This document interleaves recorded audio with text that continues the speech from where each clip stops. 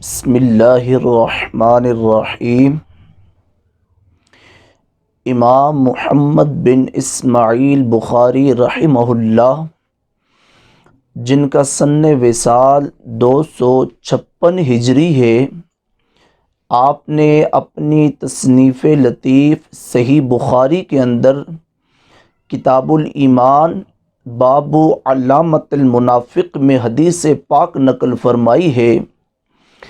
حضرت عبداللہ بن عمر رضی اللہ تعالی عنہ سے روایت ہے، امام الانبیاء صلی اللہ علیہ وآلہ وسلم نے ارشاد فرمایا، اربع من کن فیہ کان منافقا خالصا۔ جس بندے میں 4 علامات موجود ہوں تو وہ پکا منافق ہے۔ وَمَنْ كَانَتْ فِيهِ خَصْلَةٌ مِّنْهُنَّ كَانَتْ فِيهِ خَصْلَةٌ مِّنَ النِّفَاقِ حَتَّى يَدَعَهَا۔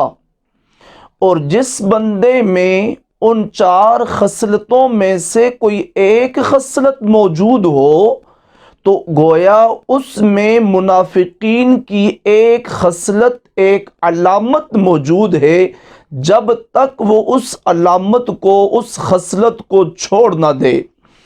اللہ کے نبی نے وہ 4 خصلتیں بیان فرمائیں۔ پہلی خصلت رسول پاک نے بیان فرمائی، اذا اؤتمن خان۔ منافق کی علامت یہ ہے کہ جب اس کے پاس امانت رکھی جاتی ہے وہ امانت کی پاسداری نہیں کرتا، وہ امانت کے اندر خیانت کا ارتکاب کرتا ہے۔ اور رسول پاک نے دوسری خصلت بیان فرمائی، اذا حدث کذب۔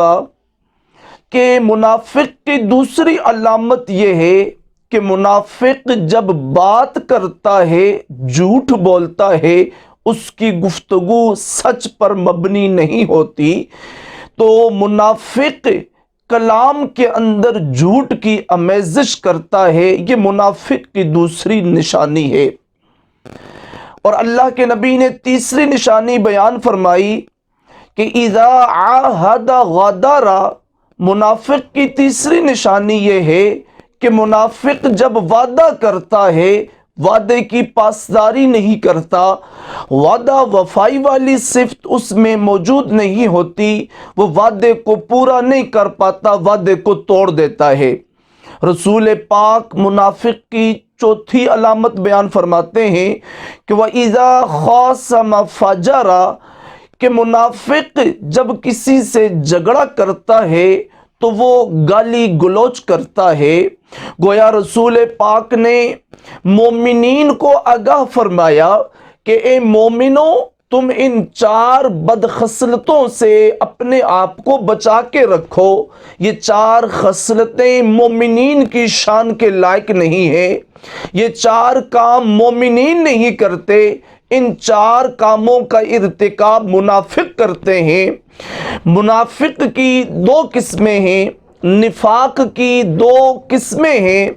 ایک ہوتا ہے منافق اعتقادی اور ایک ہوتا ہے منافق عملی۔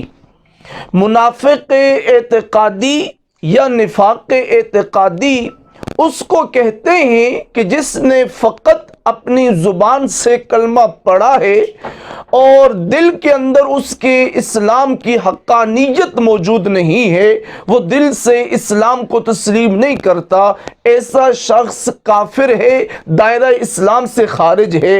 اور اس طرح کے منافقین کا وجود زمانہ رسالت میں تھا۔ اور دوسرا ہے منافق عملی، کہ جس کا عمل منافقوں والا ہے، وہ سچا مسلمان ہے، اس کے اسلام میں کسی طرح کا شبہ نہیں ہے، لیکن اس کے اندر یہ منافقوں والی بد خصلت پائی جاتی ہے۔ ان بری خصلتوں کی وجہ سے وہ منافقین کے ساتھ مشابہت رکھتا ہے۔